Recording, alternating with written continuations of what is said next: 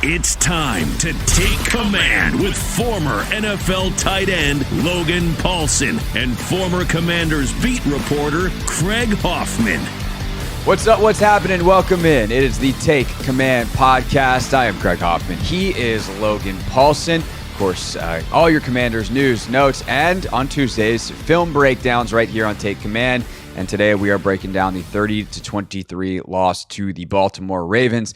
And Logan, I think just super big picture before we quickly dive into the offense. Like watching it back on tape kind of illuminated, I think, a lot of the stuff that we talked about on the post game. I thought you made a couple of great points that really came to life when I watched it back on tape. This really was a competitive game. I think both sides of the ball had their moments where they played really well. Both sides of the ball had their moments where Baltimore proved to be better. And, we'll obviously color in a lot of details here, but sometimes you learn a lot when you go back and you're like, oh, I didn't realize that. I think this is one we had a pretty good feel on it, watching it on TV / from the sideline in your case. And now we just get to fill in a lot of the details. Yeah, 100%. I think the other thing that stuck out to me watching it back was just how close it actually was for the majority of the game. Like when usually I don't watch it with the scoreboard in there, it just takes too much time. But this time I did, and I was like, oh, it's 10-10 or it's 10-17, and this field goal gets blocked here. If that doesn't get blocked, it's 13-17, and then they have this PI that doesn't get called on Noah Brown, which would have been a first down, and then they maybe could have got a closer field goal or taken a shot here. And then there was that batted ball on 3rd and 5 that would have been a first down, and then that drive keeps going. They possess the football a little bit longer. So there was and that's how inevitably every close game goes. You go back and watch the film, and you're like, oh man, if they make 2 or 3 more plays, like, they're in this thing. So I think that was really encouraging coming back out of it. Obviously, like there was spells where it wasn't good and it wasn't super sharp, but they did some really positive things. And obviously, Jayden Daniels' continued development is something that I find to be very, very impressive. And just the way he played this game, some of the throws he made, I thought was really cool. But yeah, on the whole, from an offensive side, I think you say, man, you're probably 3 or 4 plays away, and they're not crazy plays. From being in this ballgame. I could say 3 or 4 calls away in this game. Like truthfully, and I hate to be a referee guy, but like I hated both the PI calls on St. Juice. Noah Brown definitely got interfered with on one, although that was a drive where they throw the touchdown to Terry. That was a bad one, but they missed another one that might have also been PI on Noah. So like, if a couple of calls, and again, I'm sure if I watch closer on some other plays, maybe they missed a couple that would have gone in Baltimore's favor. So, it feels like Washington got screwed by the refs, but if you watch a little closer, maybe they missed some both ways. But the point being, like, had those calls gone the other way, had the referees seen a couple things differently, like this could have been a totally different game. Yeah, 100%. And I think, we're talking about the offense here, but that 3rd and 10 that St. Juice gets the PI, that was a tough one. Big situation. Now think about it. If you hold them to a field goal there, we're talking the complexion of this game is completely different. You're talking about the one in the red zone? Yeah, the one in the red zone. And there was the other 3rd and 5, which was a little tick-and-tack. The guy falls down kind of on his own accord, but the one in the red zone, I thought, man, that was a tough one. Because does he pull him? Yeah. But is it a dramatic pull? No. And again, like I'm never going to complain about the referees. I think they actually, on the whole, in the NFL, do a pretty good job considering how bang a lot of these calls are. And if you're looking at the letter of the law, yeah, it's PI. But it just came at a critical moment. And when you look at how the game ends up shaking out, if that's 3, then the end game scenario is a little bit more manageable, and you're kind of like, oh man, we're going toe to toe with Baltimore. So and that 3rd and 5 happened in the middle of one of the 90-yard drives, I believe, and that would have gotten them off the field, and they ultimately score. So yeah, really tough. But I think the difference in, just like to wrap up the big picture thought here, I think a lot of times teams in the NFL convince themselves, oh, we're just a couple of plays away and we're close, and it's like, that's how most games are in this league. Yeah. But the winning teams consistently are a couple plays ahead, and the losing teams are consistently not.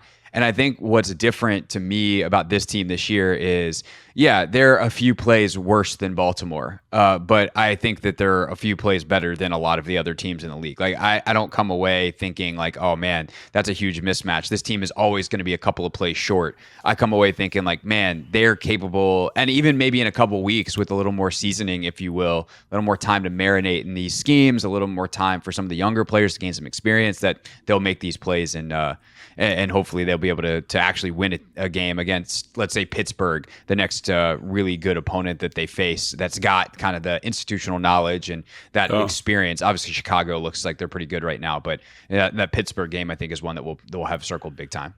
Yeah, for sure. And I think the other thing, too, is you talk about the penalties, talk about some of the offensive plays that could have gone there. I think also B-Rob, and when I go back and watch the film, I think Austin Eckler's done a great job. He did a great job in this game of a couple of explosive passing opportunities. You see the value he adds to the offense. But I don't know, the down-to-down running vision. Now, again, it wasn't always super clean, and this isn't all him, but I kind of wonder if Cliff as a play caller, if B-Rob's in there and is able to find a little bit more consistency, kind of make some of those muddy runs, 5-yard gains or 3-yard gains instead of losses or gains of 0. If he sticks with the run a little bit more, if you can deleverage Jayden a little bit, because I do feel like this is the game where he's been the most out there in terms of what they've asked him to do in terms of making plays consistently, and really kind of got away from traditional, Washington football Commanders game flow with how much they threw the football. And does having B-Rob in here kind of as the pacifier, the guy that covers up some muddy runs, the guy that can break a tackle, the guy that can fall forward for 3, does that change the composition of this game? And B Mitch after the game was like, if B-Rob plays, I think we might win this game. And I was like, I don't know, there's some muddy looks. But then when you go back and watch the film, you're kind of like, maybe that encourages the play caller, and maybe it keeps us in a more efficient game flow. Because that was the other thing, is I felt like this was a game where you see some of the limitations when they're not in positive down and distance all the time. And a lot of that came down to lack of efficiency on first and second down around the ball. So, yeah. So let's get a little bit more into the offense as a whole, and then we'll get to Jayden here in a few minutes, more specifically in his performance. I think that we'll both talk glowingly about what he was able to do as he was more leveraged than he's ever been in an NFL game through the first 6 of his career. But I do think that the run game stuff is really interesting, the decision-making that Cliff had around it, because I do wonder if there's times he's looking at the iPad on the sideline and just going, I don't know if it's worth it for me to call this, straight ahead dive play or some of the other stuff. One, the Ravens defensive line did a great job of making some plays, and they have this really unique blend of, a guy like Matabike who will shoot gaps and is really quick and is hard to run some of the trap and let's call it game planny, fancier runs, if you will, against, because he can slip inside and get in the way or make a tackle and mess that stuff up. And power guys who can just absolutely chin it and screw up, kind of the running, whether it's like some of those pullers can't get to where they want to go because there's now a human being or 2 large human beings in the way, or they're going and making plays in the backfield. Like, I get why Cliff maybe went away from some of the run. And then you go, okay, well, if you can't run inside, can you get outside? And guys like Kyle Hamilton make that just absolutely awful to do. And how many times in this game did he, whether it's go hunt down a screen or get to the edge, like they're just a really solid defense. And without the vision of Brian Robinson and the power, I don't know if Cliff felt super confident. I would have probably given McNichols a couple more. Easy for me to say in hindsight. He had a couple of good carries, but how else do you think that affected, whether it's the play action game or whatever else that they did, beyond the ability to just get, or like once we say, all right, the yardage is one thing, this carry that might have gotten us to 2nd and 6 and now it's 2nd and 9 because Eckler ran it instead of B-Rob, how does that then have a trickle down effect on the rest of the offense? Yeah, this is really interesting because I know we don't want to talk about Jayden Daniels right now, but I felt like specifically on the first 2 drives, there was a lot of kind of run options. So I think it's the first run in the red zone. So pretty much every run, I want to say, 5, 6, 7 runs that they ran, there was some type of read element by the quarterback, whether that's hand the ball off, we're going to throw a screen, hand the ball off to run. And in the red zone on the 1st and 10 sequence there, where they run that kind of full house backfield with both tight ends and the running back in the dot, he opens to the offensive right, and it's a play that we used to run with Robert all the time. We didn't run it with GT. We used to call it Wanda. So basically on Wanda, everyone's working to the left, tight zone, and there's no pullers. On GT, obviously, you pull the guard, he kicks out, you pull the tackle, you read the guy that could make the play. If he pursues, you pull it. And Jayden doesn't he pulls it, and the guy doesn't even move. And so it kind of makes a bad read. Yeah. And I then think Eckler might have walked in had he. GT's a touchdown, without a doubt a touchdown. And so then there's another play, the one that Terry gets blown up by Kyle Hamilton, where they're playing. It looks like cover 2, but they rotate down late, and so that's not a good screen. You should just hand the ball off there. And there's a couple times early on where I felt like Jayden, who again has been really consistent about making decisions in the past game, there was a little bit of indecision, or he's trying to make a play, and I felt like that hurt some of the early run stuff a little bit. And to be fair to him, like when you put a lot on the quarterback, and this is stuff I've talked to about with like Kyle and Sean and some coaches that were with the staff in Carolina with Cam Newton, is you can't be mad at the quarterback for making the wrong decision, because like they're playing the game, and as long as they make the right decision more than not, like you're okay. And so I think prior to this, obviously Jayden Daniels done an excellent job of saying, oh, screen, the numbers are good on the screen, let's get the ball out, or I'm going to read the defensive end correctly and hand it off. And so there's a couple early on that I felt like really kind of stymied drives a little bit and put them in bad spots, or made it more difficult to be efficient. You know, we talk about run game efficiency and staying ahead of the sticks, and there was a couple decisions, probably 3 or 4, where I was like, that's not the right decision on paper, but in the moment I can see why you did that, or you're trying to make a play or whatever it is. So I think that's one thing I would say generally is, can Jayden Daniels make better decisions against a defense that's very fast, that's very physical, that kind of gave him some difficult looks. That's one thing I would say. And then also, well, real quick on that, the other thing I would say on Cliff's side of that equation, like first play of so they have that, in the first 2 drives, they have the RPO to open, they have some of the read options, they have some of the screen reads where Jayden, it's a little muddy, doesn't make the right decision. When they come back out, their first drive, I guess it's the last play of the first quarter, first drive of the second quarter, their third drive of the game, they come out and run straight power. Yeah. Like they come out and they're like, okay, no more decision making. This is what we're doing. We're getting downhill, and they get a 6-yard gain. And then they try to run one of their misdirection plays that's worked for them all year on second down, and they get caught up in a run blitz and it's a -1. But they take the decision making out of it, and they're just like, okay, well, we're still going to run the football, and we're just going to find a way to do this where we create an advantage by design, as opposed to trying to have the quarterback make a decision. So I think that's one thing overall in this game that I like that Cliff did. Like he showed, like you can understand the decision-making process on a lot of stuff, even when those plays don't ultimately work all the time, because it's football and Baltimore Ravens are a really good defense, and that's the way it goes. Yeah, 100%. And then like generally the game flow, I think, is one that I would also point to for why they're not running the ball a ton, because you get back and it's the second drive, it's the 4th drive, and they kind of get in that hurry up mode. Remember where they go down and Terry scores a touchdown and they throw the ball, 8 consecutive times, where it's like, oh, we get the keeper to the perimeter and Noah Brown runs that little kind of inside sit. Jayden Daniels does a great job getting it there. They run a spot concept, throw to Terry on a 3rd and 6, which was one of the best throws of the game on that kind of comeback where the guy's draped all over him, and that ball placement's excellent. And they just went down the field, and they obviously score. So I think, in addition to maybe not being overly efficient from a decision-making standpoint early, they had a 2-minute drive with 7 minutes left in the second quarter. And then then their next drive is a 2-minute drive also. So in those 2-minute situations, you're not going to be running the ball a ton. So I think that was one of the things that maybe also led to the fact they're not running the ball. And the other thing too is they didn't have a lot of drives really in the first half of this game, right? I think they had 4 drives. And so Baltimore did such a great job of possessing the football. It became one of those things where it's like, are we going to get an opportunity to touch the football here sooner rather than later? So that's something else I would point to for general run game, like why it is where it is, why they didn't get more touches, those types of things. And also I think you got to give credit to Baltimore. Like you mentioned that GT that they ran where, again, I don't know if Jayden's reading it out, but he hands it off. It ends up being a really physical downhill run, falls forward for 6 yards. They try to come back and run a counter, and Roquan Smith runs through the backside A gap and just blows the whole thing up. Yeah. So Baltimore also made plays in the run game that, as a play caller, is going to kind of get you out of stuff that you want to do. So give credit to Baltimore. Obviously, there were some decision-making things by Jayden early on that made that less efficient. Then also, I think the general game flow, getting those 2-minute situations kind of early in the game, it's going to just limit the amount of exposure you have to running the ball.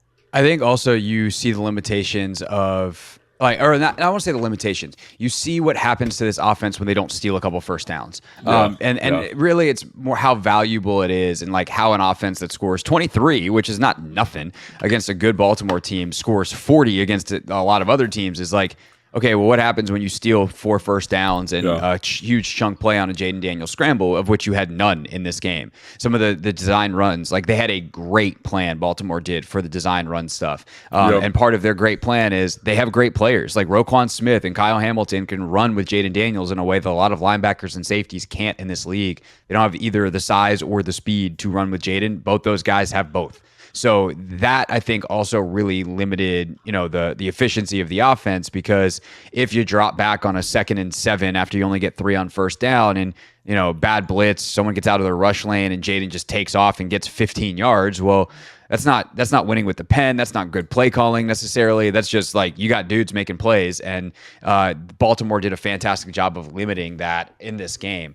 That said, like the one thing I just want to underscore about Cliff real quick, and then I think we should probably just get into Daniels, because that's going to illuminate, I think, the rest of the offense, is, man, that dude will try some stuff. Like, I so appreciate the fact that he just refuses to let the offense get into a rut, because they had a couple in this game where it's 3 and out, or they get 4-play drives, whatever it may be. And they come out and, hey, maybe we run the ball on first down, but then we're going to go some kind of trick play. We're going to have a throwback. We're going to have a flea flicker screen.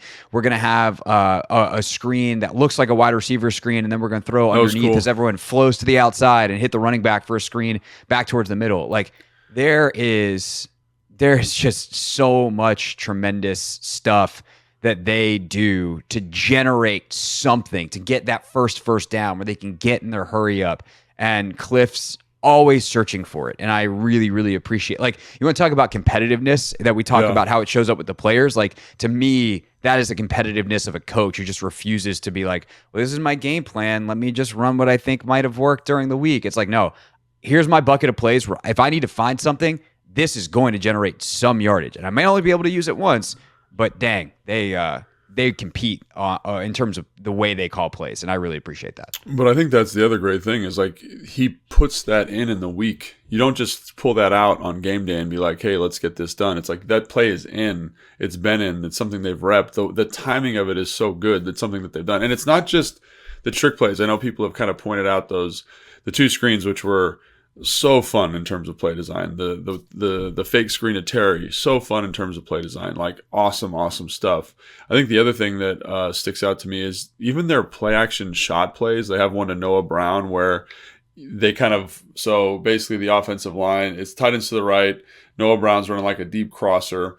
They sell keeper to the left, so everyone runs to the left, and they pull Allegretti back to the right. So everything to the defense feels like a keeper. And so on keeper, you fake the run to the offensive left, you boot out to the offensive right. And what that does is it gets the linebackers to trigger to the pattern of a keeper. And so a keeper, usually you have someone in the flat to the offensive right, a crosser, and maybe like a corner to the play side to you're trying to hit that crosser right there in the middle. But when you pull this guard, you basically you've moved the pocket and you create this beautiful protection kind of sphere for the quarterback. And it allows the linebackers run like it's keeper. Brown comes across, and all of that comes off the protection plan. And because you pull the guard, you help the tight end out, and the tight end can sit in there a little bit longer. He's blocking the defensive end. That's usually a mismatch, but not anymore because Allegretti's there.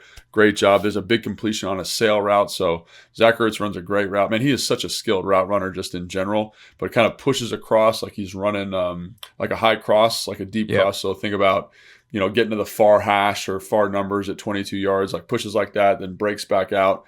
But the way he handles the flat defender, I'm talking about Cliff now, with a short motion by Ozzie, he gets back to the dot, then runs a kind of a swing route to the offensive left.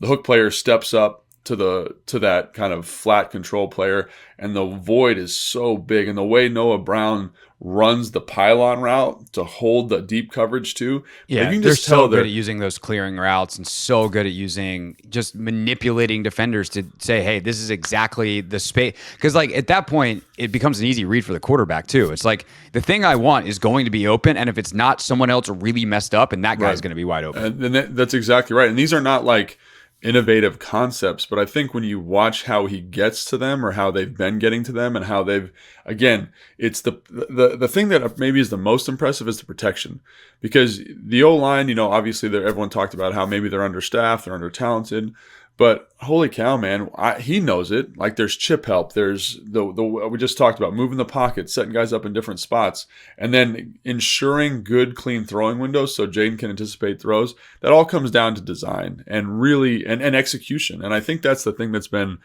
the most impressive. I mentioned the protection, but just a higher level concept is the execution of these things. You don't call a flea flicker screen because you're worried about the ball handling. And all of a sudden you've repped it enough that you trust it and guys know where to be. It's really, really a well-executed group, but not only with the trick stuff, it's executed in the base pass.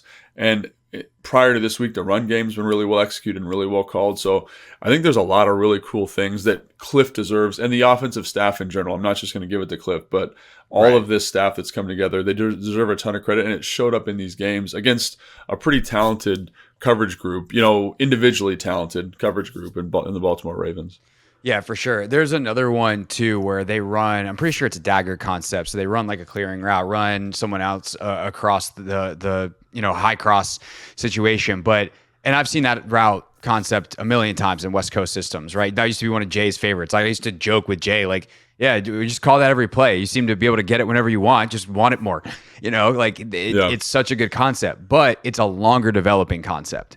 And so they run it off of play action with like a half roll. And it's one of those same like moving pockets. All of a sudden you have this beautiful pocket. Right. Jayden's able to step into the throw. And it's, okay, well, how do you distract the defense from pass rushing so that we have time for this route concept that we've seen a million times in the NFL to open up down the field? And so it's those details that Cliff has that are really, really good that I think unlock this offense when it's flowing. The problem in this game was they needed an absolutely outrageous performance against a really good defense, and obviously that becomes a lot harder to do for reasons where the offense gets bogged down a little bit in some key drives late, which I think we can talk about as we transition to talking a little bit more in depth about Jayden Daniels.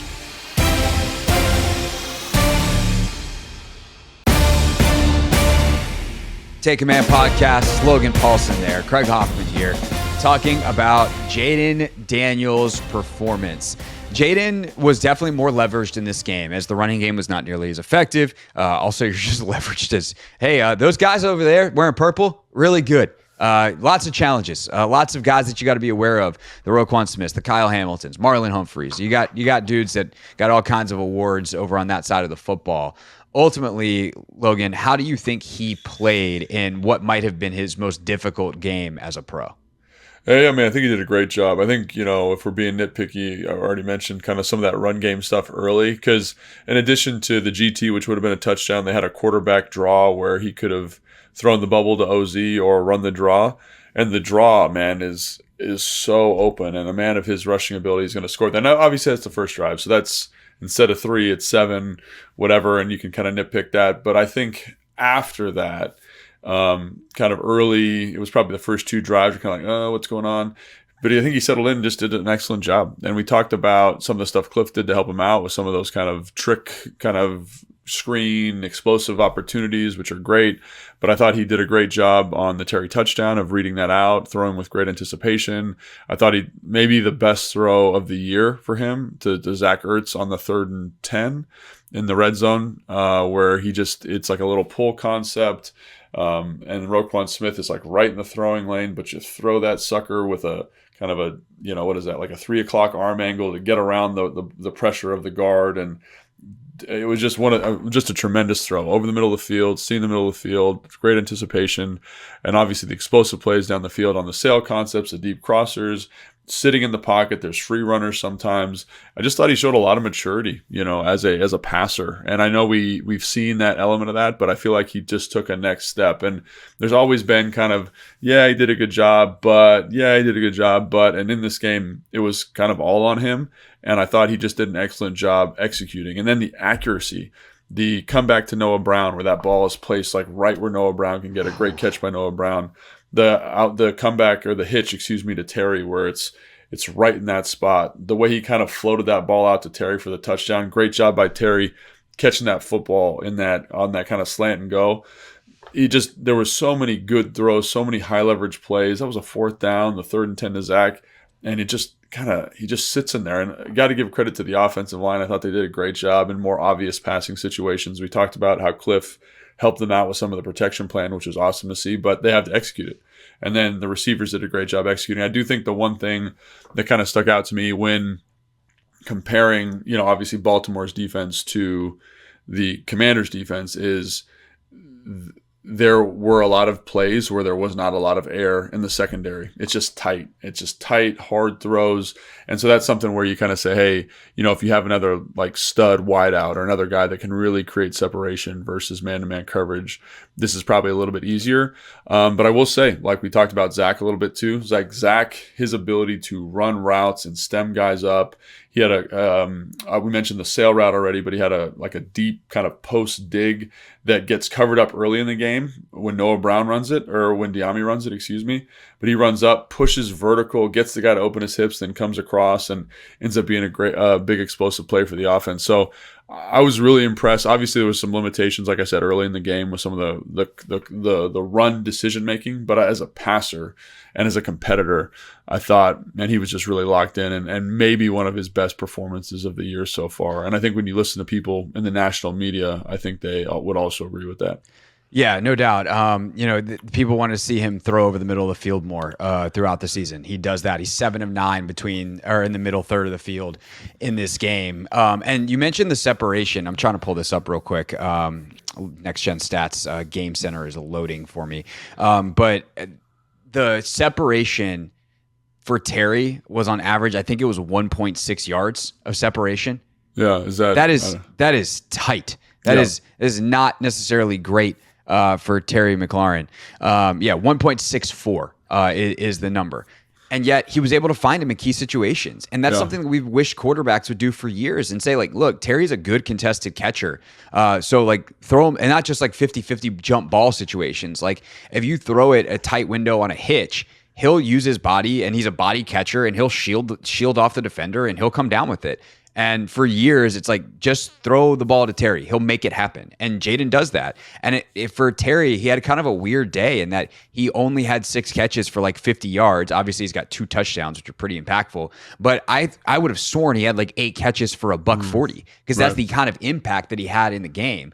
But then you got Zach, 4+ yards of separation. So good day for him on the old route running department. But he just finds ways, and hopefully these guys can continue to get better. But I think Jayden's decision-making was so good because there's even times where I'm like, that is the only option. That is the only answer for him in this thing. And then Baltimore does a good job of rallying and tackling. There's one play where like Kyle Hamilton comes scotch-free on a blitz and he lofts it over to Austin Eckler. And, some of the previous weeks, like that's become a 40-yard game because, guys, in a blitz situation, they don't have the bodies behind and Eckler makes one guy miss and all of a sudden he's out. Baltimore rallies and tackles for a gain of 2 yards, but it's the right decision by Jayden. And I think that ability to quickly decipher things and show off, I guess is a good way to put it, his processing speed just gives you so much hope for what he really is moving forward, that this hasn't been some kind of product of bad defenses making it easy on him. No, even against a great defense in Baltimore, he is making excellent decisions, and then the accuracy and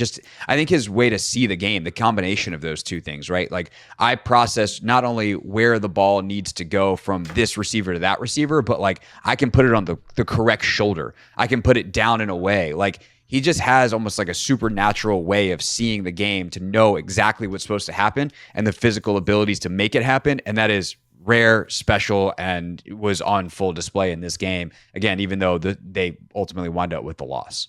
No, I agree. And I think, obviously he wasn't perfect. There was a couple times where I'm like, step into that throw, deliver the ball. But I think on the whole, we saw a really nice, development of him, and kind of maturity. And especially, again, in that first half was a little bit clunky at times. I think there was a check down to Ozzy where he kind of opens his hips and throws it, and it's a little bit fluttery and kind of short. He catches the ball, but you're like, that could have been a bigger gain if you get the ball out there. But those plays are going to happen. Those plays are going to happen. Right. But I think it's the other stuff, the high level stuff that we've seen that's really cool. And I was just thinking about it. I think it was their what was it? It was their third drive of the game where he throws that ball to Ozzy, and Ozzy, ends up dropping the football on 2nd and 10, Yeah. but that's a first down. There's another example where good process, tight, and the tightness of the windows, I think, was the other thing that was impressive. It's just like he's kind of layering them. They're NFL throws, and I think that's something that that really stuck out to me, is just his ability to kind of say, hey, I can do this. I don't need to be running around. I don't need to be scrambling. I don't need to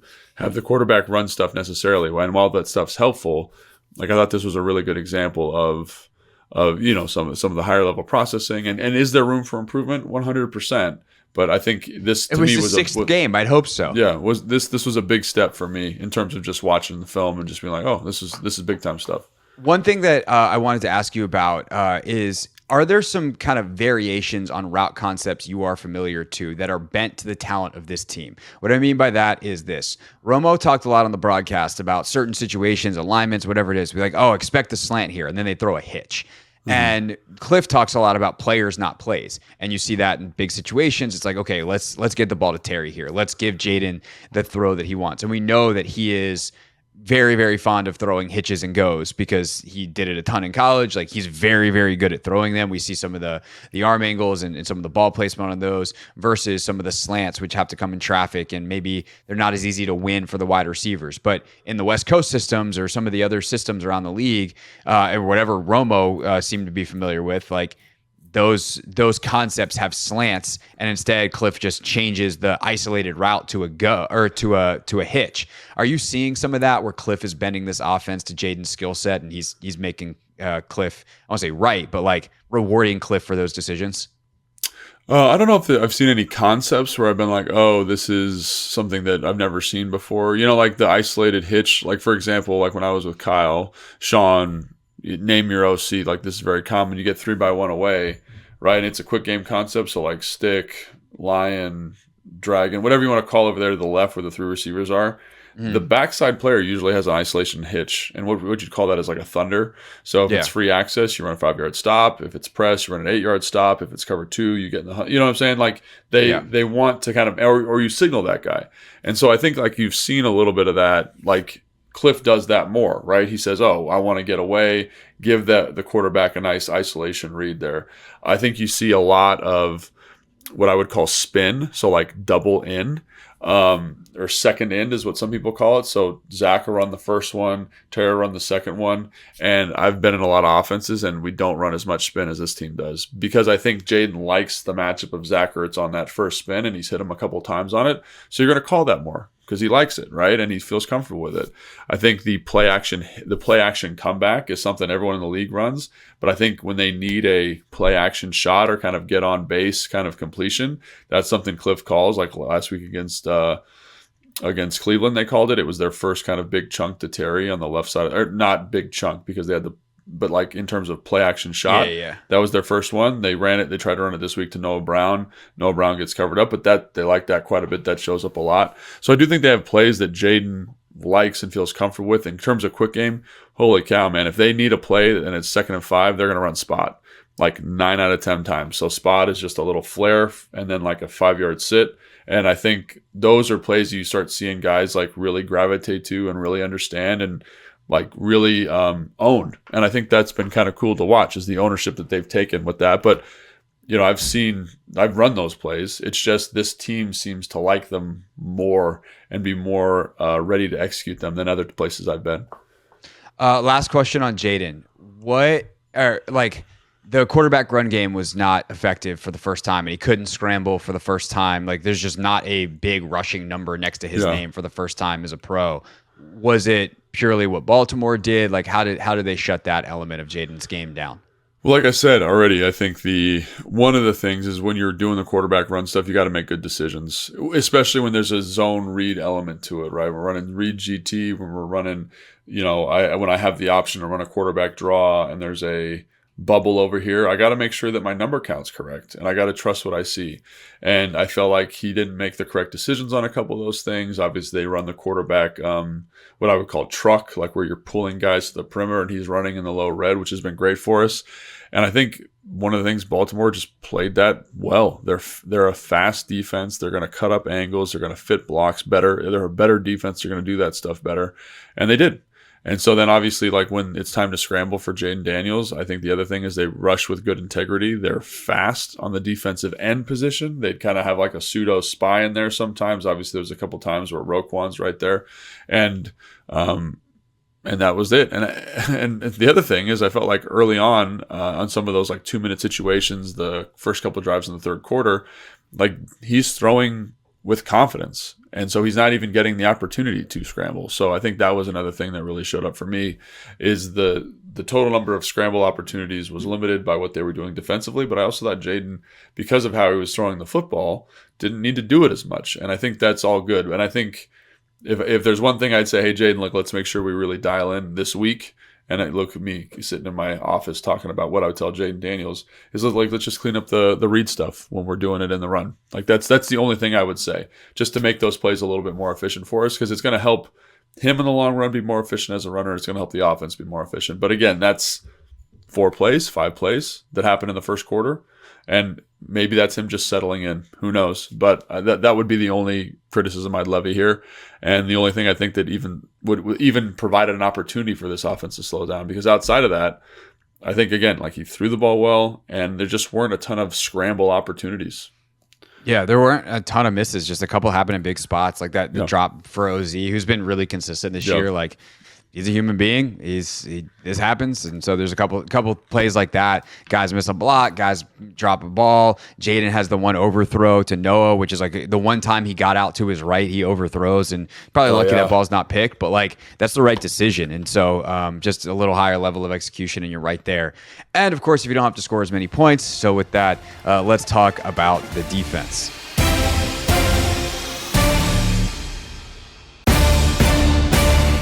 Take Command Podcast, Logan Paulson there, Craig Hoffman here. The defense for the Commanders. Actually, Logan, when I went back and watched this on the film, that first quarter, man, that was a heck of a first quarter. And really, through most of the second quarter, they were playing really well. And then Zay Flowers really got going. That 93, 94-yard drive in the first half, that was a killer. Some of the chunk plays they started to give up. Todd Monken seemed to find some things, and Baltimore was, to an extent, off and running. And they were able to, I feel like from that point forward, kind of get the big chunks whenever they really needed them. What did Washington do well to start? And then what did Baltimore, do you think, figure out that allowed them to open things up and ultimately hang 30 on this Washington defense? Yeah, so I think Baltimore came out with a plan, kind of with their first 25 or first 15, whatever it is, and I think Washington met them. I think Washington did a great job being like, okay, this is what you want to do. This is how we're going to respond. We're going to play fast. We're going to play physical.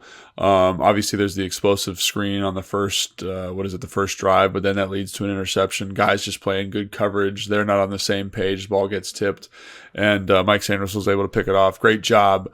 I think then you go to the next drive where they get down. They end up getting a field goal out of it. But, one of the key plays in that drive to my eye is when John Allen runs down Derrick Henry on an outside zone and makes the tackle and gets them to 2nd and 10. And, for how good that offense is, they struggle with 2nd and 10 like everybody else, And so really good hustle play there. And then, the next drive, there's a tackle by Percy Butler on a screen. Great job in a man-to-man situation. And then they get a coverage sack. And Baltimore moved the ball, but when it was time, they kind of battened down the hatches. And then the next drive, the fourth drive, kind of like you're talking about there in the second quarter, is when I felt like Baltimore was like, oh, like we can do this and we should do this. They basically trot Derrick Henry out there in 21 or 22 personnel. Then they run the ball downhill. We are just mortgaging the farm to stop the run. And then Lamar Jackson's like, oh, well, I'm a really smart football player. If you're going to play these coverage structures, I'm going to check to a pass. And we're going to have what I would assume is a run that we can check to a pass. And you get, let's say you're in cover 2. I think one of their first big completions was versus cover 2. You get every linebacker inside of 4 yards near the line of scrimmage because they're all stepping up to fit the run. I think it was Bateman runs like a kind of like a little pseudo dig, and there's nobody in the shot because all the linebackers who are hook players are in the line of scrimmage. The 2 coverage safeties are deep. The flat players are with the flat. And you're not going to find an easier completion than that. And so I think that's really just what happened. And you talk about, the completion is Zay Flowers where Benjamin St. Juste is in man-to-man coverage. It's the same principle. there's a plug player that needs to kind of drop out under that stuff in cloud windows. Because of how efficient Baltimore was, because of the formations they were presenting, those guys were so close to the line of scrimmage. And Fletch talked about this on the broadcast, just basically saying, when you mortgage so much to the run, you're going to be deficient in the pass game. And that showed up. And on that play, I thought Benjamin St-Juste was actually in pretty good coverage, pretty good relationship to Zay. But Zay does a great job kind of bending it back at the last second, protecting the throw. And they get paid money too, but I think it makes it harder because there's no underneath defenders. And so when you look at I think it is the fourth drive where there's there's a completion of 7, there's another completion on the dig, Lamar checks the run to power. He's at the line of scrimmage, he checks the power. So you think, oh, okay, they're going to throw the football, we check it to a run. And it just was the ability of Lamar in those couple really long drives to be like, oh, you're in cover 2, and we got Derrick Henry back here. Let's run power. Oh, you're in cover 1. Let's run this. Oh, you know what I'm saying? It just his ability to kind of provide answers, and then us defensively not to be able to match up from a down-to-down basis from a personnel standpoint was the other thing. But I'm also like, those guys aren't in good position because of the defensive philosophy that was so successful in the first 3 drives. Todd Monk and Lamar Jackson were like, hey, let's run play action pass. Let's check the passes. Let's check the runs. Let's kind of play the opposite of what they're expecting. And we just didn't have an answer for that. I think Wagner and Luvu were so excellent in the 4-game win streak. And this was a game where they left some stuff on the field. Like, they're awesome players, and they make some plays in this game, obviously. But the second level of the defense, there was just so much space. And so when I know that everyone wants to crush BSJ, and I already did my impassioned defense of BSJ and how unfair I think it is on the radio, so I won't go full rant again. But like, it actually was worse than I thought on tape in terms of him being left out to dry at times, because yes, there's no pressure in certain situations. He's having to chase Zay Flowers 25 yards across the field, and there's not a corner in football that's going to be like, yes, sign me up for that. That sounds fun. No. And then it's made worse when there's not a guy in the middle of the field that he has to run around. Like, Zay Flowers has to run around. He's not getting chucked. There's just so much space in the middle of that defense, which, by the way, I think Noah got on that. I think Sainer still got on that. BSJ got on that. Like, literally anybody and everybody who had to chase a crossing route through just endless space in the middle of that defense, they were all completions because it's impossible to do. There's a reason, and when you do routes on, like, so you do one-on-one route coverage, right? In camp, everyone's like, oh, this is so exciting. Oh, yeah, one-on-ones, baby. Let's get our cameras out and film it and put it on the internet. The safety usually plays outside leverage because they're cover 1. And so, to me, if I see a receiver catch a crossing route in one-on-one, I'm like, you're an asshole. Excuse my language. Because you know that there's nobody over there. There's nobody over there to cover that. So, like, you're just literally going to, like, I would just run vertical. I'd fake outside and then I'd just run across the field because there's supposed to be other coverage players there to help you. And when there's not, I can catch balls against, like, LaRon Landry, who's a way better football player than I ever was, because there's no help in the middle of the field. So I just think, like, that's something that really jumped out to me. And obviously there are plays, there are really good examples where it's lockdown coverage. There's nobody open. But then there's a bust. And I think there was probably 2. There was a bust, I thought, by Luvu, like where the safety and Luvu run both to the flat player, but it looks like Luvu's supposed to carry Mark Andrews to the sail. Doesn't do that. And then they invert it later in the game where they both cover a vertical route over the middle of the field. He and I think it's Noah cut Bateman loose, and Bateman's all of a sudden running scotch-free. So, like, the communication, I do want to talk about that more in a second. Real quick to just kind of wrap up the second level play action point. Like, is the fix just like, hey, if you realize it's play action, you got to bust ass and get out of there and shut down that space? Because there's a couple of times where it feels like they just get caught in no man's land. And it's like, oh, it's a pass. I'm just going to stand here in the middle of the line of scrimmage. And it's like, okay, if you're a spy, I guess that's the right play. But unless you're a spy, like, you need to get some depth, I would think. Or is it just you've lost that one with the pen? Like, what's the fix there? Because other teams are clearly going to try to attack that, considering how much space they were able to create in this, in the coverage structures. Yeah, I mean, it's hard. Ultimately, it's hard. It's one of the hardest things to do in football, and it's the reason why, 4 or 5 years ago, that linebacker position was starting to get devalued, because basically, like, I don't care how much money we invest in this position, we can't be right because how offenses are constructed, they're constructed to attack those three guys, whether it's your nickel, whether it's your two linebackers, Frankie and Bobby in this case, you just can't be right. And so a little bit of it's coaching. Like sometimes you say, hey, go late to the run. Like we're going to make sure they hand the ball off and then trigger downhill. But we've seen that, when Ron was here, I think that's a great example of when you do that, you make it harder on the defensive line, and then the offense averages 4 yards a carry. Like right. That's just and how it hey, goes. be late to Derrick Henry on the edge. No, that's not good coaching either. So that's not great either. It's hard. And I think that's why this team is Baltimore is so difficult to deal with offensively because, and we talked about this in the preview show, but I think you see it in this example.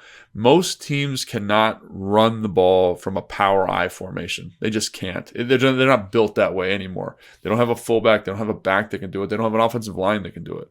But Baltimore does. And so you have to play old school downhill. Like I got to fit a fullback type runs.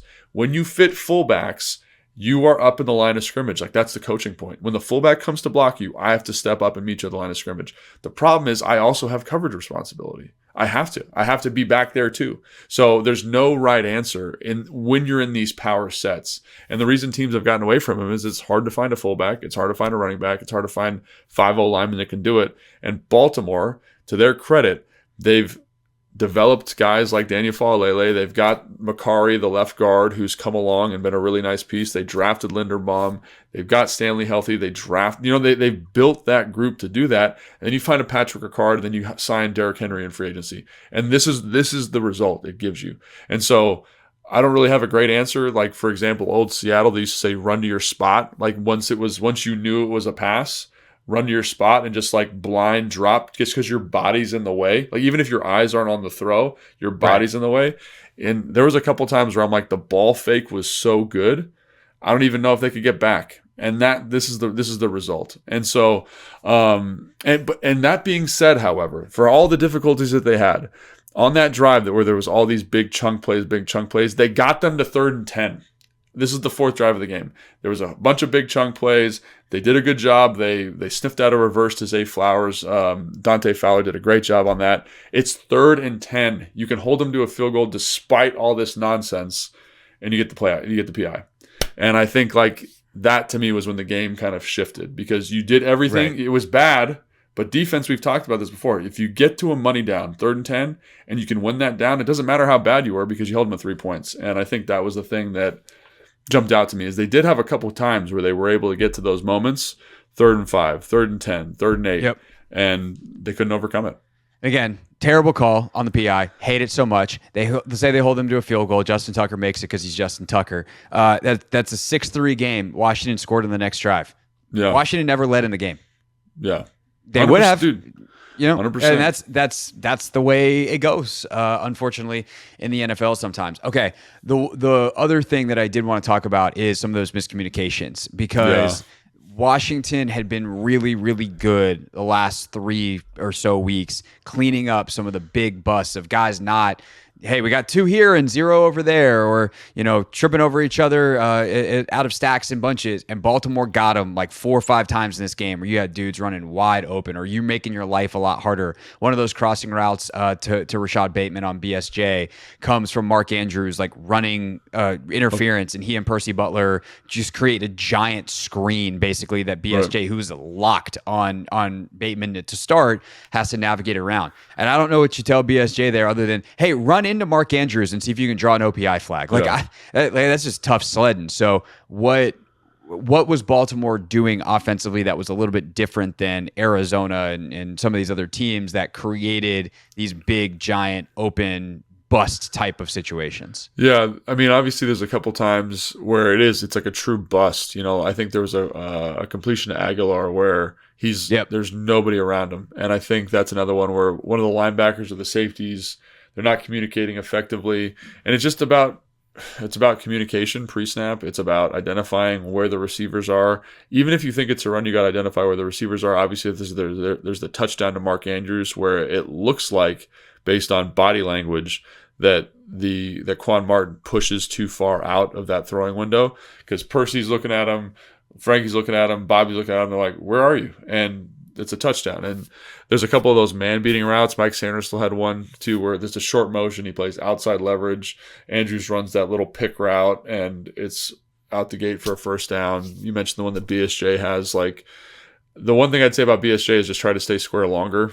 Just trust your speed. Just try to stay square longer, and then maybe you can sneak under that and make a play. It's tough sledding either way, but I think there was a couple of those which have been very uncharacteristic of this group the last couple of weeks, where you're like, that's a free runner. Like, why is no one around him? Why are we not matching this in zone? And I'd say there was probably the man stuff is understandable, because like Lamar checked to some of that stuff, which is great. They understand that you're going to get man. We're going to check to a man beater. There you go. Yeah, Andrews, vet, knows how to set those picks without picking up the flag. Like, that's good execution by Baltimore. Yeah, but there was, I'd say, probably 3 or 4 other plays where it was just an obvious bust. And like, I don't have a great answer for you as to why, because they look like relatively simple concepts. The only thing I can say is that because you're thinking so much about them running the football, you forget your pass responsibilities. It is the one thing that I can kind of point to. It's like you're thinking so much about Derrick Henry. You're thinking so much about Lamar. You're thinking so much about, if they pull this guy, I got to fit here. If Lamar pulls it, I got to fit there, that you forget that they can also throw the football. And I think that showed up, again, 3 or 4 times and led to big plays. And that's something that they got to get corrected, because the defense, I thought, had moments, despite the score of 30 points, I thought they had moments where, hey, like, you made enough plays on this drive to get off the field. We're not talented enough to have these kind of unforced errors that lead to explosives, that leads to first downs. And I felt like that happened a couple times, and I don't have a good explanation other than there's a lot of stuff to think about with that offense, and that can be challenging to deal with. Yeah, I kind of chuckle because I got a tweet, I think, yesterday. I put out the touchdown to Andrews on Twitter, and I was like, it's so hard to know who's wrong unless you know the play call. And like, this is a perfect example, because if it's cover 2, it's this. If it's cover 6, it's this guy. And someone was like, responding, goes, easy. If you just make it some version of Tampa 2 and have the linebacker carry the seam. Right. And I'm like, yeah, it's easy after you know the play. Like, let's hit the rewind button and do it again. Hey, Bobby, Andrew's going to run up the seam. Just convert your zone coverage. Yeah, right. And so it's such a good point that you're like, hey, if I'm a safety, it's like, okay, I have the deep middle, or I have this third, I have this quarter, I have this, I'm the hook player, I have to get down. But if Lamar pulls it, I've got the C gap over here and the B gap. Like, you don't know until the play is called. And like, that's what makes zone read so hard. It's like, we'll just crash and then scrape. Okay, well, then what happens if it becomes an RPO and now there's a guy running a slant behind? Like, that is the problem. Defense is ultimately the offense gets to dictate to you, and you don't know what's going to happen until after it's already happened. And so you have to do your studying, do your best guessing, and it's a lot to think about when a guy like Lamar is out there making correct decision after correct decision, and he's super accurate with the football. Yeah. I mean, that was another thing. Like, some of those crossing routes to Zay Flowers especially, who, by the way, only had 1 catch in the second half. He was 8 for 113, I think, in the first half, and then just had 1 more in the second half. But like, some of those are so open because Lamar leads him perfectly, and he doesn't have to break stride. If Lamar just even underthrows velocity-wise a little bit, and Zay has to slow down a half a step, then maybe BSJ or Sainristil or Noah gets a hand in there. So like, Lamar's excellence is a good reminder why he's a 2-time MVP, and probably, frankly, through 6 games, the current leader for that award again, for back-to-back seasons / a 3rd time in his career. All right, last piece of the defense that I want to talk about. Obviously, anything else you want to talk about? Let's go. I mean, those are kind of the big things. I mean, the pressure was the last one that I had on my list. Yeah, that was my the lack of pressure. So let's get into it, Logan. They don't get after Lamar a whole lot. What happened? Yeah. Yeah, they did not do it. And there were times I actually made a note on one of the plays. It ended up being an incomplete pass, but where I was like, there is nothing. There is no rush. He's just back there standing there. And again, there were times where I thought Dorrance Armstrong, especially early in the game, had Roger Rosengarten kind of figured out. Like, he kind of understood when he was going to jump and was able to kind of push the edge, was able to fluster and push Lamar out of the pocket a little bit. I thought that was a really good. And then he gets dinged up. I thought Deontay Fowler, with his opportunities, found moments. But again, like, once Dorrance Armstrong was out of the game, the consistency of the pass rush basically went to 0. And we talked about, Macari, the left guard, and Daniel Falele, the right guard, and Linderbaum, and how effective that group was working together. And there were times where Daniel Falele would just grab, Payne and Payne might have thought it was a run, but like there was no push, there was no horizontal or lateral movement, and it was just like pocket. No, he's 6'8", 680, and he said, "You stay here," and Duran was like, "Okay."